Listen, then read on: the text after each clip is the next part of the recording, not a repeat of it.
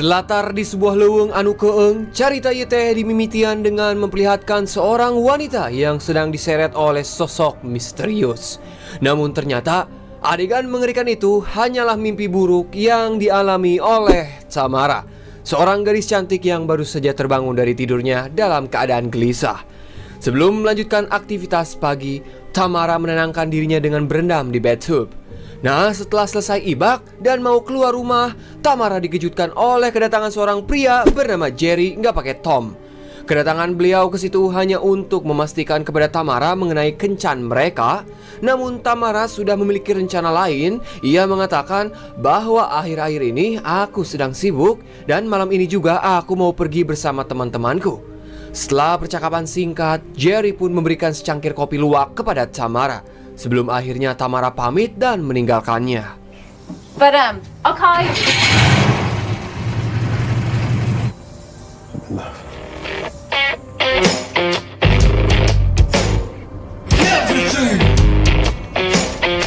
Di tengah perjalanan, Tamara pun terlebih dahulu menghubungi dua temannya untuk memberitahu bahwa ia sedang dalam perjalanan menuju danau. Kita perkenalkan terlebih dahulu kedua temannya. Ini bernama Brooke dan satunya lagi bernama Maddie. Namun tak lama setelah teleponan, tiba-tiba mobil yang dikendarai Tamara malah mogok akibat kehabisan bensin. Ya, dengan terpaksa Tamara pun harus menimpikan mobilnya ke sisi jalan sekaligus meminta pertolongan. Namun tanpa diduga muncul orang asing yang menghentikan mobilnya tepat di belakang mobil Tamara. Kemudian salah satu pria yang ada di mobil itu pun turun dan mulai menghampiri Tamara. Ternyata pria itu menawarkan bantuan walaupun dengan lagat yang songong.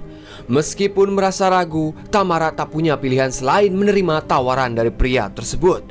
Demi berjaga-jaga, Tamara berpura-pura sambil menelpon Brooke. Kemudian Tamara mengatakan, "Siapa nama kalian?" Lantas pria itu pun menjawab, "Namaku Murph dan adikku bernama Kip." Namun lagi-lagi Tamara dibuat terkejut oleh kehadiran Kip yang tiba-tiba sudah ada di sisi pintu sambil memperhatikan Tamara dengan tatapan tajam. Di sini Tamara pun berusaha menutupi rasa takutnya di hadapan mereka dengan tersenyum. Namun saat mereka mengobrol, beleguknya si Tamara malah memberitahu mereka tentang tujuan perjalanannya. Selesai diberi pertolongan, lantas Tamara pun kembali melanjutkan perjalanan.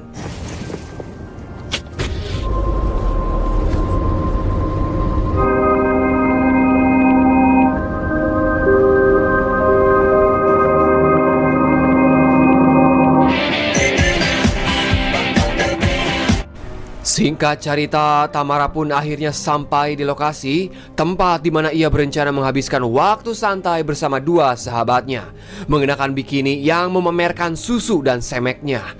Dan saat Brooke berjalan di pinggir danau, dirinya pun mulai menghampiri dua orang pria yang sedang minum teh jus. Dan aksinya berhasil mencuri perhatian mereka.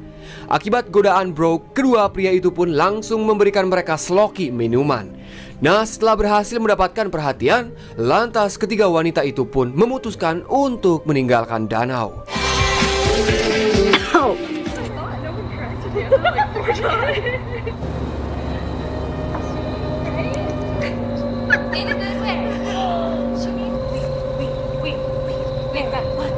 Singkat cerita, malam pun poek. Dikala ketiga wanita itu sedang bersiap-siap, tiba-tiba terdengarlah suara seseorang dari luar penginapan. Mendengar suara itu membuat mereka semua panik dan ketakutan. Untuk berjaga-jaga, mereka mematikan lampu agar lebih mudah mengamati situasi di luar tanpa menarik perhatian. Dan setelah dicek, ternyata sosok yang muncul adalah si Jerry. Dan Tamara merasa lega bahwa yang datang bukan orang asing atau orang jahat. Kedatangan Jerry ke sini hanya untuk memastikan apakah Tamara baik-baik saja, karena dari sore Tamara tidak bisa dihubungi. Lantas Tamara pun menjawab, "Oh, maafin aku, soalnya di tempat ini susah sinyal." Sebelum Jerry pergi, beliau pun memberikan Tamara setangkai bunga. Dan setelah situasi kembali tenang, ketiga wanita itu pun melanjutkan perjalanannya menuju klub malam. Kemudian sesampainya di lokasi, hubungan antara Maddie dan Brooke mulai semakin dekat dan keduanya menunjukkan kedekatan yang lebih dari sekedar teman. Maksudnya, kedua wanita ini adalah lesbong penyuka sesama momok. You're the worst.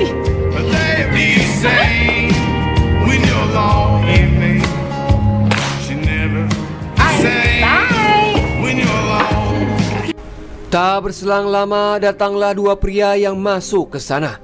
Kemudian mereka pun memesan vodka dengan campuran lemon kepada sang bartender. Nah, saat bartender sibuk mencari potongan lemon, tanpa disadari kedua pria itu diam-diam mencampurkan obat bius ke dalam minuman yang mereka pesan. Kemudian pria itu mengatakan kepada si bartender, tolong beri minuman ini kepada tiga wanita itu. Si bartender yang tidak mengetahui apa-apa, dirinya pun langsung memberikan vodka itu kepada Tamara dan teman-temannya. Saking senangnya mendapatkan minuman gratis, Tamara dan bestinya langsung menegak vodka itu tanpa curiga sambil terus jojogedan.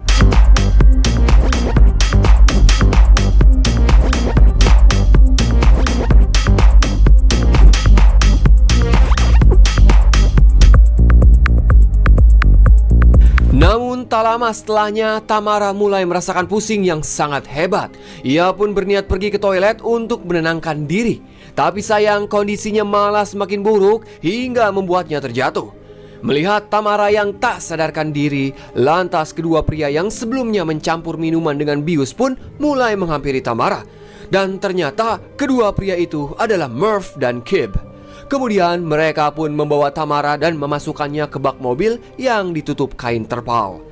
Singkat cerita, saat kesadaran Tamara sepenuhnya pulih, dengan cepat ia pun berusaha bersembunyi di kolong mobil. Namun sayang, usahanya malah ketahuan oleh Murph yang langsung menarik Tamara keluar. Meski Tamara berusaha melawan dan kabur secepat mungkin, namun ujung-ujungnya ia kembali tertangkap.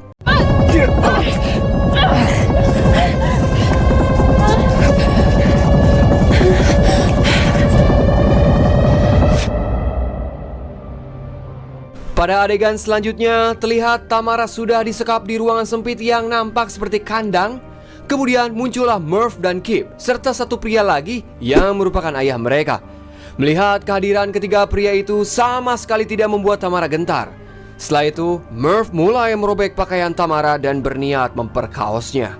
Tamara yang tak bisa berbuat apa-apa, dirinya hanya bisa berteriak sambil melontarkan perkataan monyet, babi, bangsat, tolol kepada tiga pria tersebut. Alih-alih pasrah, Tamara malah bertingkah aneh hingga membuat ketiganya kebingungan. Tanpa diduga, Tamara sengaja memuntahkan isi perutnya dan membuat mereka semua jijik. Sadar jika Tamara masih setengah sadar akibat pengaruh vodka yang sebelumnya dicampur obat bius, lantas mereka pun meninggalkan Tamara sendirian di ruangan itu. Kemudian saat ketiga pria itu sedang nongkrong di depan rumah, Kip bertanya pada ayahnya tentang perkataan Tamara yang menyebut soal kutukan. Ia curiga kalau Tamara mungkin seorang penyihir, namun dari obrolan itu malah memicu pertengkaran kecil antara Murph dan Kip, hingga membuat keduanya saling ejek seperti anak kecil. I don't think any of that witch stuff is... She just sick from what you gave her. Stables quicker than I did. Why don't you go down there and check on her? Why don't you get dinner? Di dalam kandang sempit, Tamara yang masih dalam keadaan sadar berusaha menghubungi Jerry. Namun sayang, baru saja menelepon, tiba-tiba HP-nya malah lobet. Tapi beruntung, Tamara sempat memberitahu bahwa dirinya diculik oleh tiga pria misterius. Sementara di luar rumah, Murph yang sedang ngudut sendirian. Tanpa didagu, suasana berubah mencekam, di mana pintu rumahnya tertutup sendiri, disusul dengan lampu yang tiba-tiba modar. Murph yang mengira perbuatan itu dari si Kip, dirinya pun langsung menggedor-gedor dengan keras. Tak lama, Kip muncul dari dalam rumah. Lantas Murph pun mengatakan, "Weh, naon dia maksudna nguncikeun aing di luar?" Namun Kip membantah tuduhan itu, dan ia menjawab, "Bukan aku yang melakukannya, lagi pula aku sedang mengerikan pakaian di belakang." Tak mau ambil pusing, lantas Murph menyuruh Kip untuk mengambilkan kunci mobilnya. Kemudian Murph segera pergi menuju tempat di mana Tamara dikurung. Akan tetapi belum sempat jalan, Murph kembali dikejutkan oleh sosok wanita bergaun putih yang berdiri di hadapannya.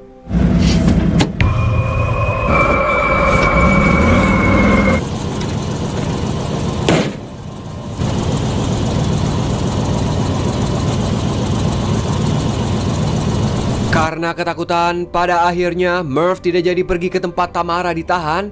Dan sebagai gantinya, ia memilih melanjutkan acara makan malam bersama sang ayah serta adiknya. Usai makan malam, Murph dan Kip menghabiskan waktu dengan menonton acara brownies. Sementara sang ayah sibuk menyendiri di dalam kamar dengan aktivitas mengocoknya. Sebelum melakukan, terlihat si ayah membuka sebuah kotak yang berisikan rambut-rambut wanita. Dan rambut itu berasal dari korban-korban mereka sebelumnya. Setelah itu, si ayah pun mulai melakukan comlai tepat di depan lambang salib. Namun baru juga beberapa detik, tiba-tiba aktivitasnya terhenti saat mendengar suara pintu yang terbuka.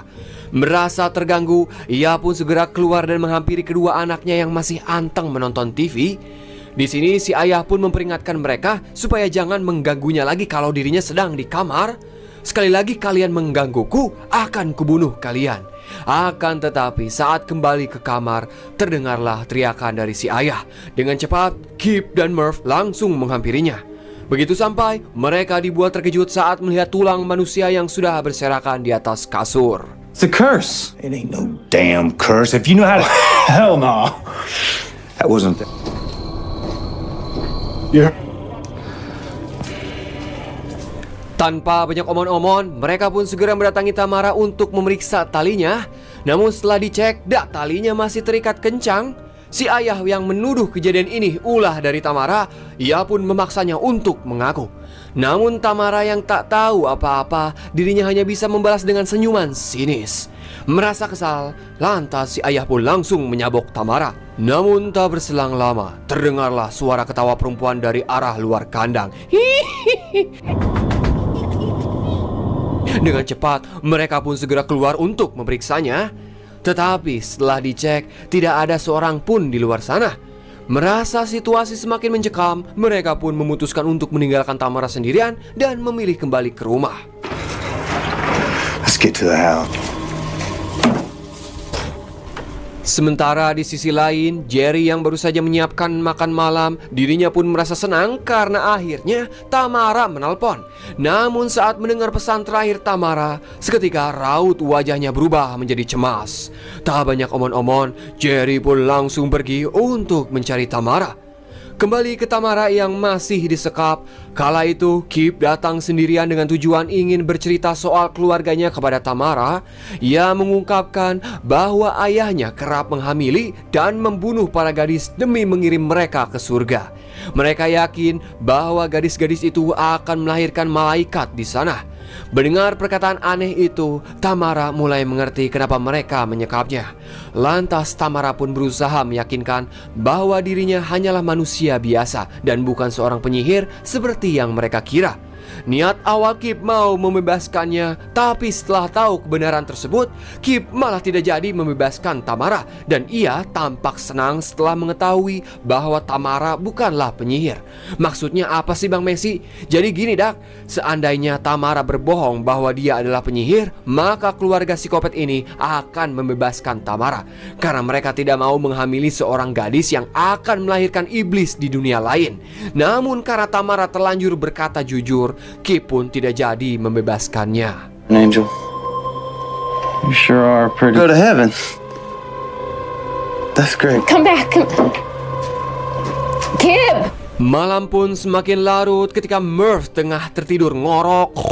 Tiba-tiba muncul sosok perempuan bergaun putih yang mulai merangkak di atas tubuhnya.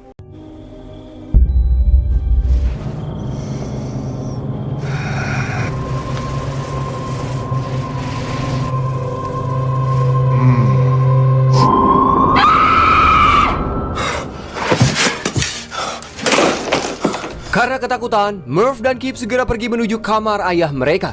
Sesampainya di sana, mereka dibuat terkejut saat melihat kamar si ayah sudah dipenuhi selembaran kertas orang hilang yang merupakan korban mereka. Tak hanya itu, salib yang ada di tembok juga sudah terbalik dengan tulisan "Do you miss us now?" yang artinya "Ari dia kangen teu jeung aing." Kemudian si ayah pun mengatakan bahwa Tamara adalah iblis dan iblis telah mengirim gadis-gadis itu kembali untuk menghantui kita. This girl's back to haunt us.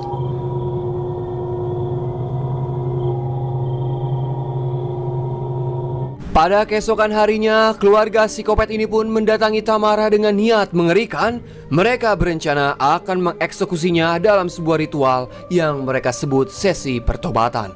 Dalam benak mereka yang kacau, Tamara dianggap sebagai penyihir utusan iblis dan diyakini telah membangkitkan arwah gadis-gadis yang pernah mereka bunuh.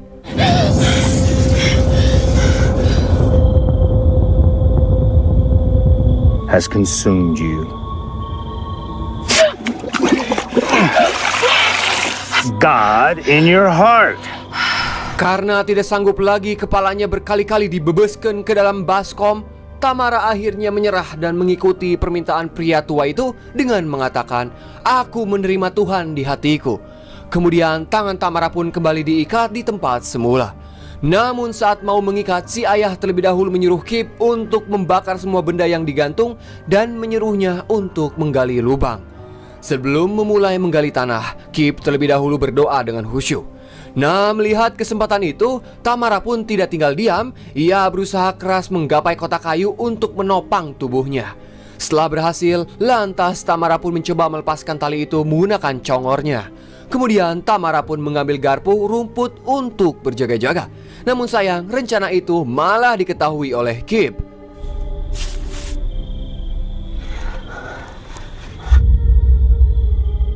What you doing? Saved if you were sacrificed. If you're an angel, I'm the Lord's worker. my leader. You're just a slave of the devil. Slave. Move, devil slave. Dengan kecerdikannya, Tamara perlahan-lahan mulai mempengaruhi Kip. Ia mengatakan bahwa Kip sejatinya adalah orang baik, hanya saja tersesat akibat pengaruh buruk dari ayah dan kakaknya. Tak hanya itu, kau sebenarnya bukan melayani Tuhan, melainkan iblis. Dan iblis berada di dalam dirimu, Kip. Mendengar perkataan itu membuat hati Kip terguncang dan ia memilih untuk bunuh diri. As long as you're here, you're working for him. No! I'm an angel.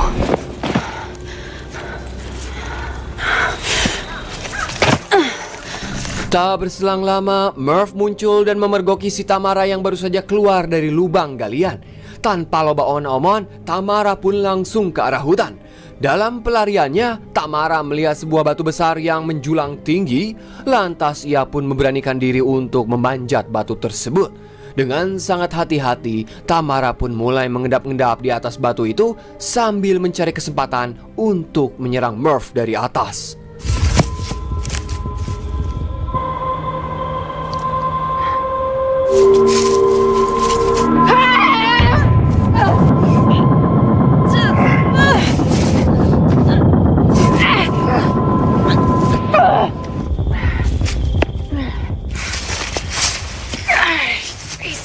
Sementara si ayah yang menyadari bahwa kedua anaknya tidak ada di dalam rumah, ia pun segera keluar untuk mencari keberadaan mereka.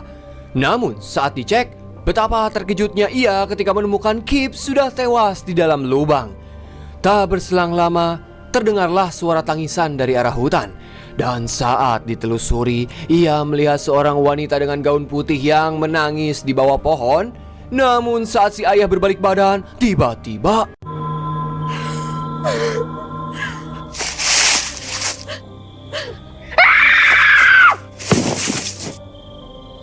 No?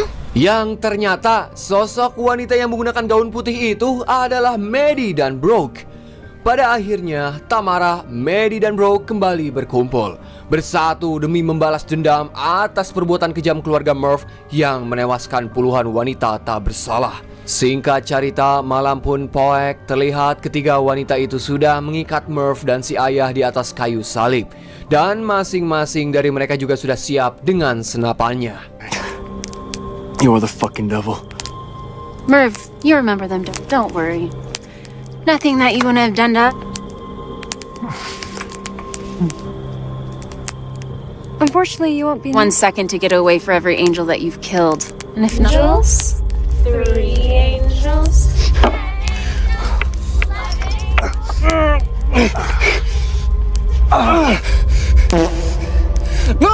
Pada akhirnya, ketiga wanita pemberani ini berhasil melumpuhkan keluarga psikopat itu dan keduanya tewas setelah terkena tembakan. Di saat yang bersamaan, Jerry muncul di tempat kejadian setelah mendengar tembakan. Lantas ia pun segera memeluk Tamara dan menyelimuti tubuhnya dengan jaket. For I can say if sorrow bear your burden.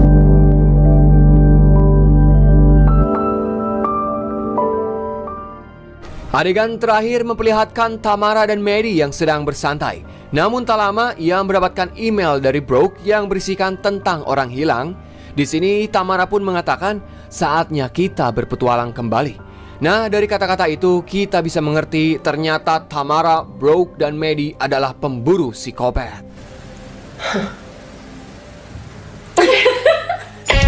Dan film pun anggesan.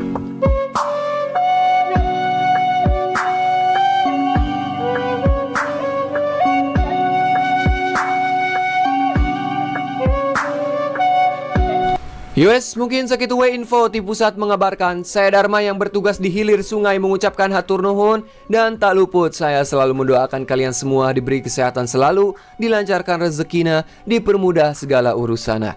Silakan Bapak Hansip, the one and only closingan. Wassalamualaikum bro. Atas nama ya.